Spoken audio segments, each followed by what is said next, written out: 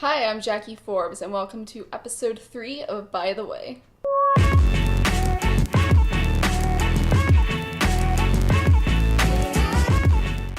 Hey, so it's been about 2 years since the last episode I did. See, what happened was I got really lazy and I just didn't make any more. And I've moved since then, so time flies when you're not doing what you're supposed to be doing. So I wanted to make a new episode because I've been going through something lately that I feel is something that I haven't discussed too much in the previous 2 episodes, because the past few months I've been trying to think of a new episode to do for this because it's been such a long time, but I feel like I covered a lot of ground with the 2 vlogs I already did. But there's a new phenomenon going on with me recently, and I feel like it's something that's worth talking about, and it might ruffle some feathers, I think, but if it does, you're part of the fucking problem, as we will get to. So, for the past few years, ever since I accepted I was bisexual, I have been pretty much exclusively attracted to women. I've met very few men I wanted to date or hook up with or do anything with. And during that time, I was very proud of this fact. I was very happy about not liking men anymore. I figured I would pretty much never meet another guy that I would be interested in again because it had been so long since then. And I was pretty much exclusively attracted to girls. I was very focused on girls. And it was great. It was great because men are the worst, as we all know. And it was great. It was a good time. I mean, I didn't kiss or hook up with any girls or go out with any girls or anything, but but the feelings, I had feelings. But all that changed this summer. I blame the Prime Minister of France, or is it the President of France? Whatever his title is, it's his fucking fault, because for 2 weeks I had a very, very intense crush on the man, and then after that, things just kind of snowballed from there. And now I'm at a place where I am not as attracted to women anymore, and I'm noticing guys more. I'm also in a place where I'm meeting lots of new people, so that kind of helps with that as well. Weirdly, while this has been happening, I have been feeling a real sense of guilt.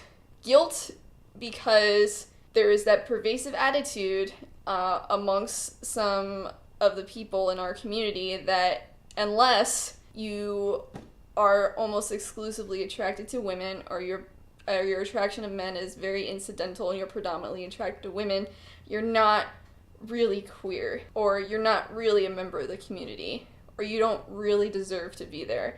And while intellectually I know all of this is complete fucking bullshit, and it is, there is still this sense that I have where I feel like I don't deserve to call myself bisexual anymore, because at this current moment in time, I am not as attracted to women as I have been the past few years. Saying this out loud sounds fucking insane, and it is really crazy, because sexuality is a continuous spectrum. Your attraction to certain genders or certain kinds of people can change over time, and it doesn't make any sexuality that you have any less valid, especially because bisexuality, hopefully I will not be lazy and we'll do an insert of this cool pie chart comic where it shows different levels of bisexuality you can have, which is you can be 70% attracted to women and only 30% attracted to men, and you're still bisexual, 20% attracted to women,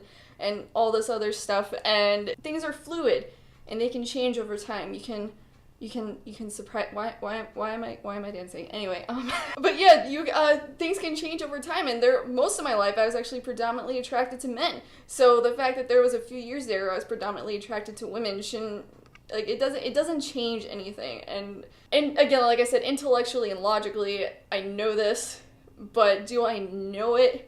Do I know it though? Especially spending a lot of time the past years in online queer spaces, and it's not anything anyone has said outright, but there's definitely just this kind of pervasive, oh, girls are better than guys, why would you like guys when there are girls? And true, but also it just kind of feeds into that insecurity and that feeling that oh, I don't really belong here. It all kind of combines into this thing where it's well, it's something you've never experienced, and it's something right now that's sort of kind of fallen to the wayside, so how can you call yourself queer? And it's rough, man. It's really rough.